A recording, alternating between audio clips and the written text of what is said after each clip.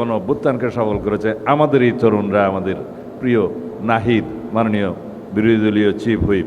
আমি তার মধ্যে আমার নিজেকে দেখি, আমার সেই যৌবনের নিজেকে। আপনাদের সকলকে অনুরোধ করব, আমরা জুলাইয়ের কৃতিত্বকে যেন কেউ কেড়ে না নিয়ে যাই। আমরা যেই কারণে জুলাই গণ অভ্যুত্থান এনেছি, সংগঠিত হয়েছে, আজকে আরেক বক্তৃতায় বলেছি, নিউটনের আপেলের মতো সেটা কখনো অটোমেটিক ফল ডাউন হয় না, তাকে পেড়ে নিতে হয়। সেই গণ অভ্যুত্থানকে সফল করেছে আমাদের এই তরুণরা, আমাদের প্রিয় নাহিদ, মাননীয় বিরোধী দলীয় চিফ হুইপ। আমি তার মধ্যে আমার নিজেকে দেখি, আমার সেই যৌবনের নিজেকে। আপনাদের সকলকে অনুরোধ করব, আমরা জুলাইয়ের কৃতিত্বকে যেন কেউ কেড়ে না নিয়ে যাই। আমরা যেন সবাই আরাধনা করি জুলাইয়ের প্রত্যাশাকে বাস্তবায়নের জন্য, আকাঙ্ক্ষাকে বাস্তবায়নের জন্য। কৃতিত্বকে আর চেতনাকে যেন আমরা চিন্তায় না করি, এটার কোনো প্রয়োজন নেই। জুলাই অভ্যুত্থানে দেশের সকল মানুষ চেয়েছিল, যারা 2009 থেকে 2024 পর্যন্ত গুম খুনের শিকার হয়েছে, হামলা মামলার শিকার হয়েছে, অজস্র রক্তদান করেছে, অশ্রুজল দিয়েছে, তাদের সবারই এই জুলাই। আমাদের যে সমস্ত সন্তানেরা শহীদ হয়েছে, আহত হয়েছে, দু চোখে অন্ধত্ব বরণ করেছে, তাদের সবারই এই জুলাই। আমরা জুলাই নিয়ে যেন কাড়াকাড়ি না করি। আর যদি আমরা তা করি, তাহলে 71-এর চেতনা ব্যবসায়ীদের মতো আমাদের পরিণতি হবে।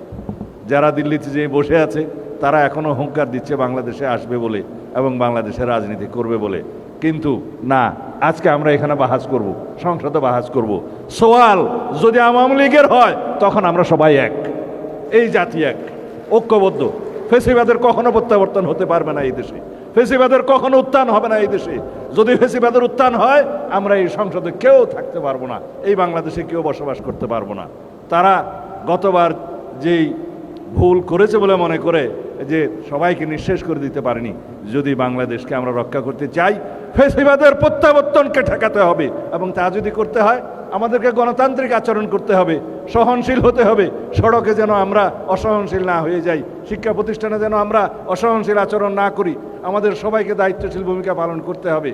আমাদের ভুল থাকবে, সরকারের ভুল থাকবে, বিরোধী দল গঠনমূলক সমালোচনা করবে, আমরা সেই ভুল সংশোধন করব। এটাই হচ্ছে গণতান্ত্রিক বাক্য।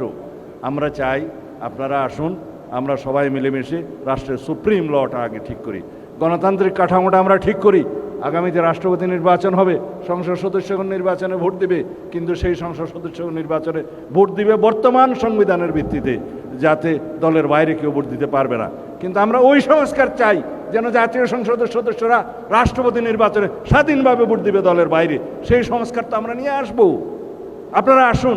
10 বছরের বেশি প্রধানমন্ত্রী কোনো মেয়াদে থাকতে পারবে না, যত মেয়াদেই হোক, যতবারই হোক, 10 বছরের বেশি থাকতে পারবেন না। আমাদের নেতা সেই প্রস্তাব দিয়েছেন, আমি নিজে সংস্কার কমিশনে দিয়েছি। আমরা সেই সংস্কার আনবো, রাষ্ট্রে গণতান্ত্রিক সংস্কার হবে, সংশোধন হবে, রাষ্ট্র কাঠামোর গণতান্ত্রিক মেরামত হবে, সমস্ত প্রতিষ্ঠানগুলোকে আমরা ঢেলে সাজাবো। এই দেশে আর কোনোদিন স্বৈরাচারের উত্থান হবে না, এইটাই আমরা চাই। আজকের এই দিনে আমি বেশি বক্তব্য দেব না, কারণ বক্তব্য দেয়া আমার দোষ। আমি বেশি বক্তব্য আজকে দেব না। আমরা আগে যদি যেতে চাই, তাহলে আমরা যেন পরস্পরকে পিছে না টেনে ধরি। আমরা যদি গণতন্ত্রকে চাই, তাহলে গণতান্ত্রিক চর্চা যেন আমরা করি।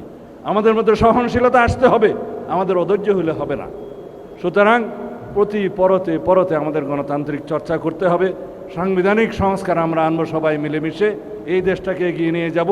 এমন একটা গঠনতন্ত্র আমরা করব, সংবিধান করব, যে সংবিধানের ভিত্তিতে দেশ অনেক দিন চলবে। স্বৈরাচারের কোনো দিন আর এখানে উন্মেষ হবে না, উৎপত্তি হবে না, কখনো স্বৈরাচার ফিরে আসতে পারবে না। আমাদের প্রভু থাকবে না, আমাদের বন্ধু থাকবে। এই নীতিতে আমরা এক থাকি, আমাদের সবার আগে বাংলাদেশ, এই নীতিতে এক থাকি। ধন্যবাদ আপনাদের সবাইকে।